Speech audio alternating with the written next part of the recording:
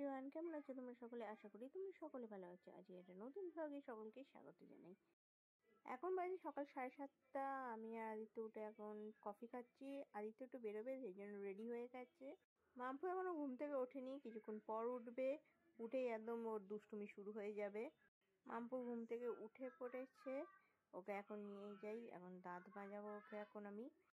মাম্পু এতটাই ভিআইপি মানুষ যে একজন ওকে ঘুম থেকে ওঠায়, একজন ওকে দাঁত মাজায়, একজন মোজা পরায়।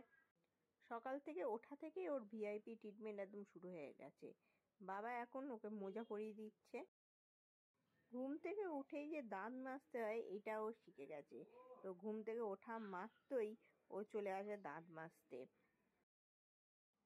আগে আমি ওকে দাঁত মাজতাম, কিন্তু এখন এক ফোঁটা আমাকে মাজাতে দেয় না, ও নিজে একাই মাজবে। আর দেখো, দাঁত মাজতে মাজতে ও এখন ওয়াশিং মেশিনে নানা রকম সুইচ টিপছে। যত বড় হচ্ছে ওর যেন দুষ্টুমি দ্বিগুণ বাড়ছে। দাঁত মেজে ছুটলো এখন মায়ের কাছে। মা ওইদিকে ঠাকুরের পুজোর জোগাড় করছে, আজকে দধিকর্মা হবে, তা সেই সব জোগাড়জাটি করছে। সে গিয়ে মায়ের সঙ্গে বকবক করতে আরম্ভ করলো। ঠাকুরের ওখান থেকে টেনে নিয়ে চলে এসেছে বলে এখন দেখো টেবিলের সামনে দাঁড়িয়ে যত কাগজ আছে সেগুলোকে টানছে আর ছিঁড়ছে। এখন বাজে সকাল 10টা আর ঠাকুরমশাই চলে এসেছেন আর পুজো শুরু করে দিয়েছেন। ওইদিকে ঠাকুরমশাই পুজো করছেন আর মাম্পুকে দেখো, সে 10বার নমস্কার করে যাচ্ছে আর হাত জোর করে এদিক থেকে ওদিক ঘুরে বেড়াচ্ছে। ঘুরতে ঘুরতে দেখতে পেয়ে গেছে শাঁখ। সে মাকে এখন এসে বলছে, শাঁখটা নাও আর শাঁখ বাজাও। মা ওইদিকে কাজ করছে বলে সে দেখো নিজেই শাঁখটাকে নিয়ে মায়ের কাছে ছুটেছে এখন শাঁখ দেওয়ার জন্য। জগদ্ধিতায় কৃষ্ণায় গোবিন্দায় নমো নমঃ। পাপহং পাপকর্মাহং পাপাত্মা পাপসম্ভব। ত্রাহি মাং পুণ্ডরীকাক্ষ সর্বপাপহরহরি। ওম নমঃ শিবায় নমঃ।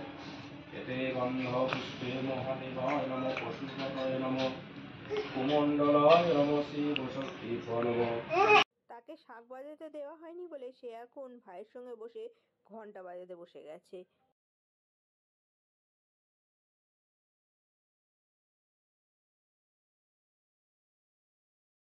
পুজোগুলোর মধ্যে আমার সব থেকে খারাপ লাগে যে সময় ঠাকুরের দড়ি কাটা হয় সেই সময়টা। সে দুর্গা পুজোই হোক বা সরস্বতী পুজো, এই ঠাকুরের দড়ি কাটার সময়টা আমার মনটা যেন ভারী হয়ে ওঠে। দড়ি কাটার সঙ্গে সঙ্গে ঠাকুরের পুজোর শেষের যেন ঘন্টা বেজে ওঠে। মামপুর অবস্থা দেখো, কাউকে কাসর বাজাতে দেবে না বলে কাসরের যে লাঠিটা সেটাকে লুকিয়ে রেখে দিয়েছে। কোথায় লুকিয়েছে সেটা কি তোমরা দেখতে পাচ্ছ? ওর জামার ভেতরে লুকিয়ে রেখেছে। মামপুরের নান্না নেই।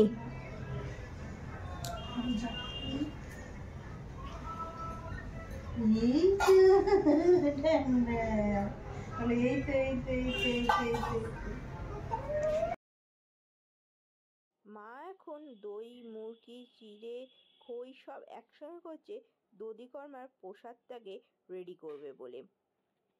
আমার দধিকর্মার প্রসাদ খেতে খুব ভালো লাগে, সে দুর্গা পুজোই হোক বা সরস্বতী পুজো। মাম্পুও দেখছি বসে আছে দধিকর্মার প্রসাদ খাবে বলে। আজকে কি জানি না, মনে হলো দধিকর্মার প্রসাদটা আমিই আজকে তৈরি করব, তাই বসে বললাম দধিকর্মা মাখতে। বেশি করে দই দিয়ে দধিকর্মা রেডি করে সবাইকে ভাগ করে দিলাম। মাম্পুকে দেখো, ও মায়ের সঙ্গে দধিকর্মা প্রসাদ খেতে ব্যস্ত। এমনি সময় দই চিড়ে দাও, এক ফোঁটা মুখে দেবে না। আর এখন দধিকর্মা প্রসাদটাকে খুব মজা করে খাচ্ছে। দেখো আমার মেয়েকে দেখো, কত কাজের, কত মন দিয়ে কাজ করে সে। আমার আর কোনো চিন্তা নেই, বাড়িতে আর কোনো সময় কোনো নোংরা থাকবে না, কারণ আমার মেয়ে নিজেই ওর ছোট কাঁধে বাড়ি পরিষ্কার করার দায়িত্ব নিয়ে নিয়েছে।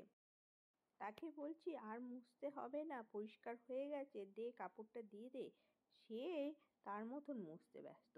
মোছা হয়ে যাবার পর সেই কাপড়টা যে শুকোতে দিতে হয় সেটাও মেয়ে আমার জানে, সেই জন্য কাপড় নিয়ে চললো দড়িতে শুকোতে দেওয়ার জন্য। বাড়িঘর দোর মোছামুছি করে মাম্পু অনেক ক্লান্ত হয়ে গেছিল, তাই খাওয়া দাওয়া করে ও ঘুমিয়ে পড়েছিল। এখন বিকেল 5টা বাজে। ঘুম থেকে উঠে আবার নিজের ফুলদমে বদমাইশি শুরু করে দিয়েছে। একবার এই দিকে ছুটছে, একবার ওই দিকে ছুটছে, কেউ ওকে ধরে রাখতে পারছে না। এখন দেখো মায়ের পেছন পেছন ঘুরে যাচ্ছে। এখন বাজে সন্ধ্যে 6:30, আর আমি শাড়ি পরে রেডি হয়ে গেছি ঠাকুরকে বরণ করার জন্য।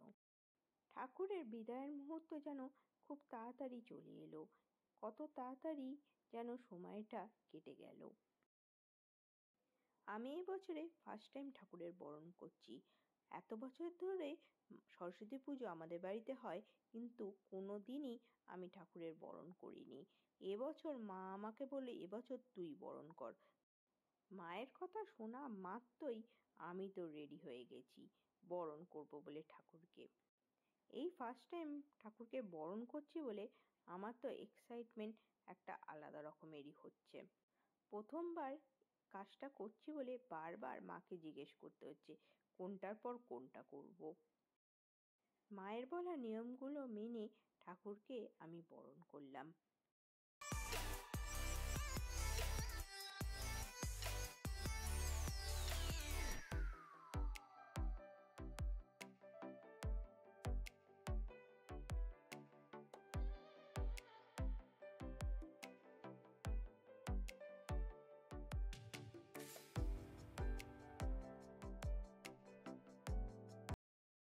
বরণের শেষে মাম্পুও সিঁদুর পরবে, তাই মা ওকে একটুখানি সিঁদুর পরিয়ে দিয়েছে।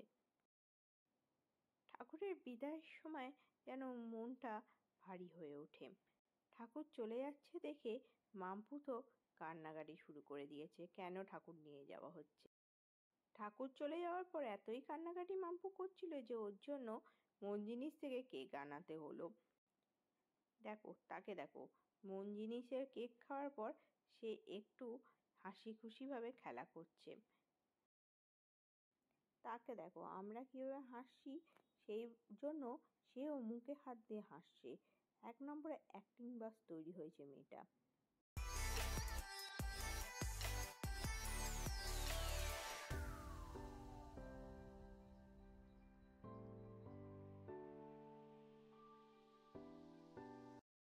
এখন বাজে রাত 11টা, আর মামপুর চোখে এখনো ঘুম নেই। দেখো সে তার পুতুল নিয়ে এই দিক থেকে ওই দিক করে যাচ্ছে। সারাদিন বদমাইশি করেও যেন তার দুষ্টুমি যেন শেষ হয় না, এখনো এত এনার্জি। দিনটা যদি 24 ঘন্টার জায়গায় 48 ঘন্টা হতো, তাও মনে হয় মামপুর দুষ্টুমি শেষ হতো না। মাম্পুও দুষ্টুমি চালিয়ে যাক। আজকের ভিডিওটা এইটুকুই। ভালো লাগলে লাইক, শেয়ার অ্যান্ড সাবস্ক্রাইব করতে ভুলো না। সকলে ভালো থেকো, সুস্থ থেকো, আর সকলকে ভালো রেখো। Tata, by.